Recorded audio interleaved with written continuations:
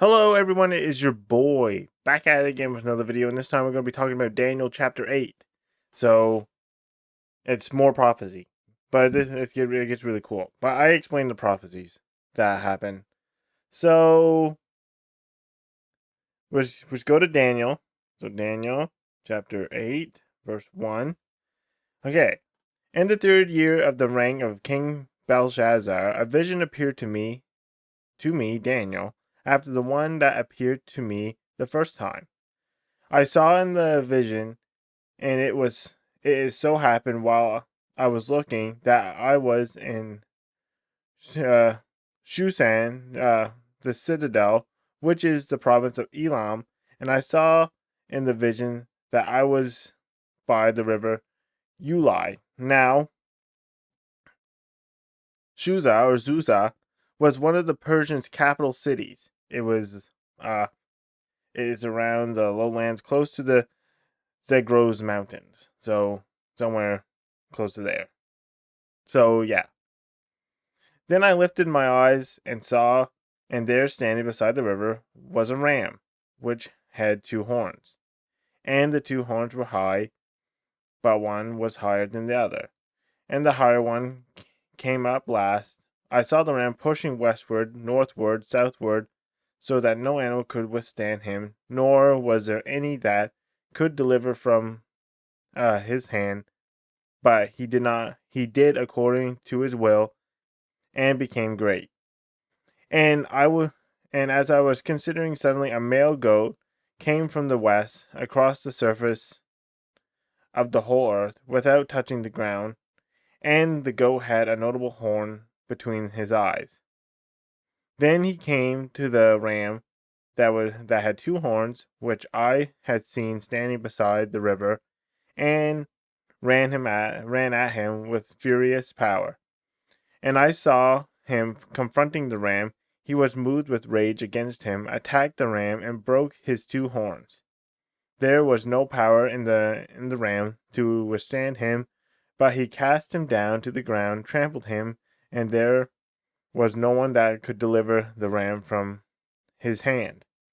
Therefore the male goat grew very great, but when he became strong, the large horn was broken, and in place of it 4 notable ones came out toward the 4 winds of heaven, and out of one of them came a little horn, which grew exceedingly great toward the south, toward the east, and toward the glorious land. And it grew up to the host of heaven, and it cast down some of the hosts and some of the stars to the ground, and trampled them. He even exalted himself as high as the prince of the host, and by him the daily sacrifices were taken away, and the place his sanctuary was cast down.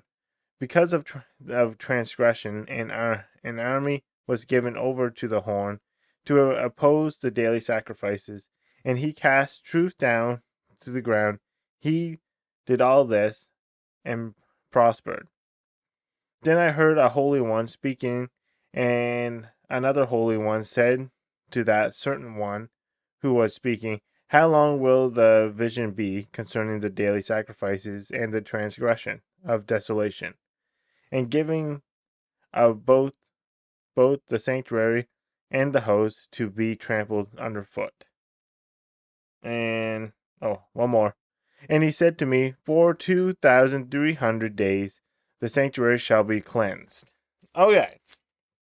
So we have another vision of Medo Persia and Greece. Now I want to get into the history here because I keep mentioning these, you know, kingdoms, but I never get to like any of the cool history. But this prophecy is so accurate that it's insane. It's just insane. So in October 12th, 539 BC, Cyrus diverted the water from the Euphrates River into a marsh. The water dropped enough for the army to enter the city, which is Babylon.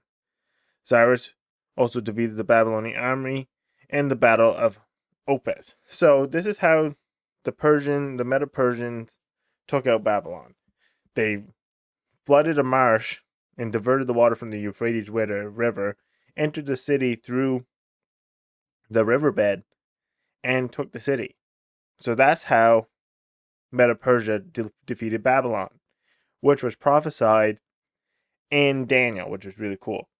Now, in 449 BC, after many battles, like in the movie 300, which is a really good movie. I haven't watched it in a while, but it's okay. Athens and Persia came to a peace treaty. Alexandrius the First recognized the liberty of the Greek states in Europe. After Alexander the Great, Greece was divided into 4 kingdoms. So we had this peace treaty between Medo Persia and Greece. So after many battles, like I can go on and on about the battles that happened in between the navy, and all that stuff. It was just battle after battle, but eventually they came to a peace treaty, and after Alexander the Great, 4 kingdoms arose. So this was the uh, Persian and the Greece going like head to head was prophesied, but then after Alexander the Great, 4 kingdoms arose out of that, which is also prophesied in Daniel, and these kingdoms were uh uh I'm gonna butcher their names, but Ptolemaic kingdom, Egypt ruled. Egypt ruled.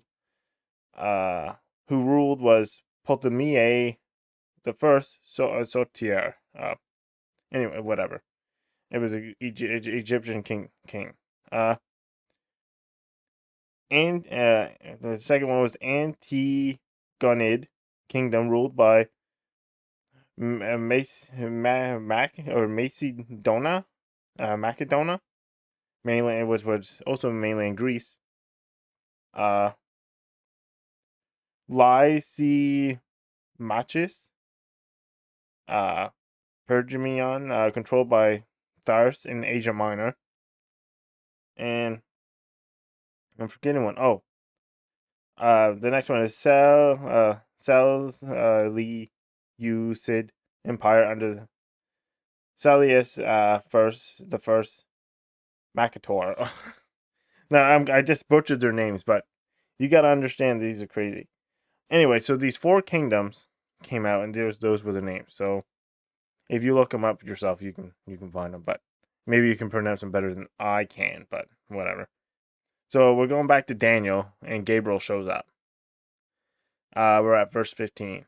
Then it happened when Daniel, had seen the vision and was seeking the meaning, that suddenly there stood before me one having the appearance of a man. And I heard a man's voice between the banks of the Ulai, who called and said, Gabriel, make this man understand the vision. So he came near where I stood, and when I came, I was afraid, and fell on my face.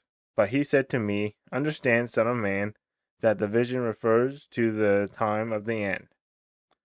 Now, as he was speaking to me, with me, I was in a deep sleep, and my face to the ground. But he touched me and stood me upright, and he said, Look, I am making it known to you what shall happen in the in the latter time of the indignation, for at the appointed time the end shall be. The ram which you saw, having the 2 horns, they are the kings of Meda and Persia. See, I told you. The male goat is the kingdom of Greece. See, told you. The large horn that is between his eyes is the first king, Alexander the Great. And as for the broken horn, the 4 that stood up in its place, 4 kingdoms shall arise out of that nation, but not with its power. The ones I just mentioned, I'm not saying their names because I butcher them. And in the latter time of their kingdom, when the transgressors have reached their fullness, a king shall arise, having fierce features, who understands sinister schemes. His power shall be mighty, but not by his own power. He shall destroy fearfully, and shall prosper and thrive. He shall destroy the mighty and also the holy people. Through his cunning, he shall cause deceit to prosper under his rule, and he shall exalt himself in his heart, and shall destroy many of their prosperity. He shall even rise against the prince of princes, but he shall be broken without human means. And the vision of the evenings and mornings which was told is true. Therefore seal up the vision, for it refers to many days in the future. And I, Daniel, fainted and was sick for days. After I arose and went about the king's business. As I was astonished by the vision, but no one understood it. So, who is this little horn? So in chapter 7, we established the little horn as the Antichrist. Daniel 8, this is a different little horn. I don't know what's up with these little horns, man. The little horn in the chapter is different than the one in chapter 7. The horn in this chapter is Anticius Epiphanes. So he was like a king that was horrible. The 2,300 evenings talks about the persecution of Jews. For 6 and a little bit years, this is different than the one in Revelation 12:6. So when it's talking about time, some people get it confused with Revelation 12:6. So I'm just gonna go to Revelation 12:6. Then the woman fled into the wilderness, where she has a place prepared by God, that they should feed her there 1,260 days. So it's different. It's a whole different timeline. So this is the one that John prophesied, but the one that Daniel is prophesying is a totally different persecution. So we can go back here. Okay, we're back at Daniel. Okay. One is talking about the Antichrist, the other is talking about Anticius. So, and they actually found a coin, which is really cool. So I'm going to show a picture of that, of Anticius. Anticius built a new fortress called Arcra. This is called the Citadel. He put idols in there and sacrificed pigs to different gods there. So some people say like Zeus and all that stuff. So he wasn't very nice, and I think he lost a battle in Egypt as well, and then killed like 40,000 Jews because he was mad. So he was definitely not very nice. But with this prophecy over and over and over again, between Medo Persia, Greece, the Four Kingdoms, and all that stuff, that is so accurate that some people say that it happened. That there was no way that Daniel could prophesy this because it was too accurate. And so someone must have prophesied it ahead of time, which doesn't make sense between the timelines. So we have an eyewitness to these events, and that is God.